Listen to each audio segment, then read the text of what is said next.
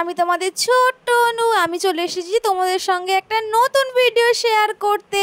তো দেখো, তোমরা সকলেই হয়তো জানো আমি কিছুদিন আগে দীঘা চলে গিয়েছিলাম। তো দেখো, এখানে আমি বাসে উঠে পড়েছি দীঘা যাওয়ার জন্য। ওইটা আমার মামা, আমার পাশের সিটে আমার মামা বসে আছে। মামা আর আমি দুজনে বসেছিলাম। তো তারপরে আমি বাস থেকে নেমেছিলাম। দেখো, ভোর হয়ে গেছিলো বাস থেকে নামতে নামতে।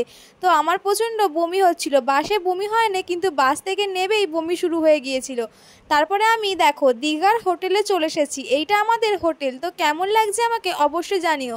ঘুম থেকে উঠে, ভোরবেলা যেহেতু নেমেছিলাম, ঘুম থেকে উঠে দেখি সকলে রান্না হয়ে গেছে। আমি এই ঘুম থেকে উঠছি, তো আমি এবার খাবো। তো দেখো, আমাদের এখানে রান্না প্রায় কমপ্লিট। এখানে হয়েছিল মুড়ি, আলুর দম, আর এখানে আমার বাপি এখানে দেখো রান্না করছে। জীবনে বাড়িতে রান্না করে না, আর দীঘাতে এসে সবাই মিলে রান্না করছে।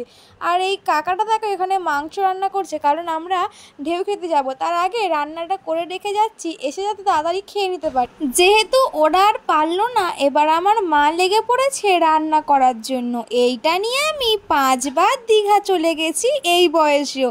ভাবতে পারছো, দীঘা যেতে আমার দারুণ লাগে। তারপরে দেখো গাইজ, আমি হোটেলে যেই হোটেলটায় ছিলাম উঠে দেখি এখানে একটা বড় কি চলে এসেছে, ওই যে ষাঁড়টা। আমি আর দিদি এখানে হেঁটে হেঁটে যাচ্ছিলাম সমুদ্রে স্নান করার জন্য। এই দেখো গাইজ, আমরা সমুদ্রে এসে কি মজাই না করছিলাম। এখানে আমি তো সমুদ্র দেখলেই পাগল হয়ে যাই। তারপরে আমি এখানে সাঁতার শিখছিলাম, কারণ বাড়িতে আমি জীবনে পুকুরে নামি না, তাই সমুদ্রে সেই সাঁতার কাটাটা শিখে নিচ্ছিলাম। আমার দিদি আমাকে এইভাবে কোলে করে নিয়ে ঘোরাচ্ছে, আর আমার তো খুব ভালো লাগে ওর কোলে উঠে এরকম ঘুরতে।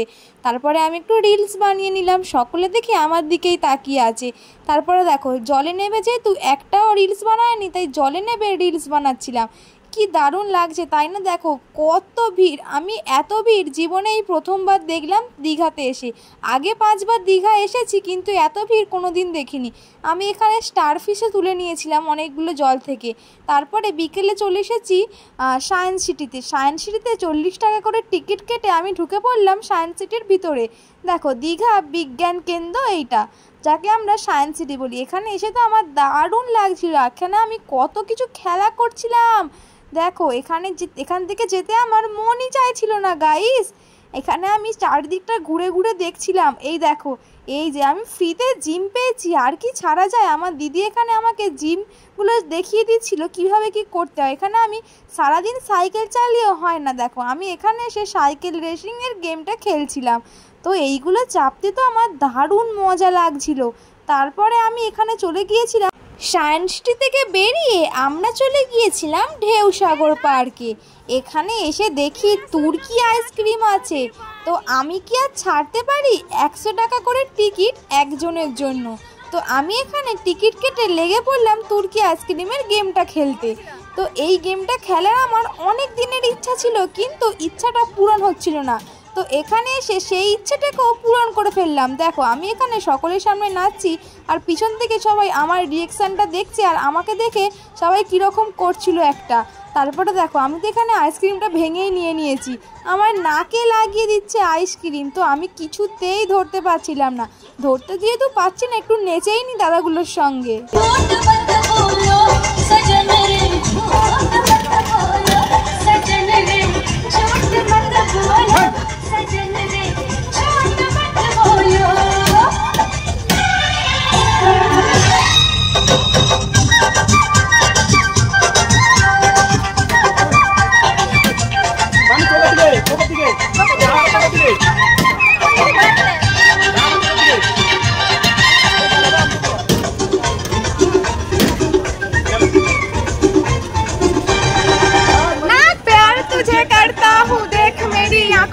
तेरे बिना नींद नहीं आती है रातों में,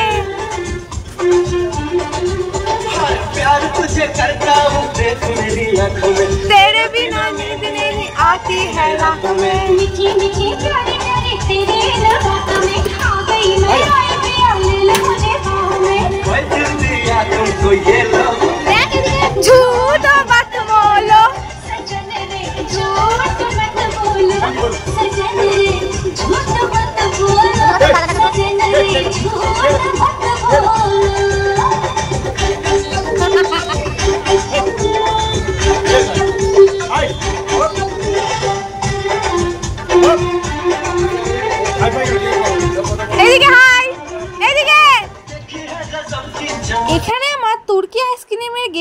শেষ পর্যন্ত হলো প্রায় আধ ঘন্টা ধরে।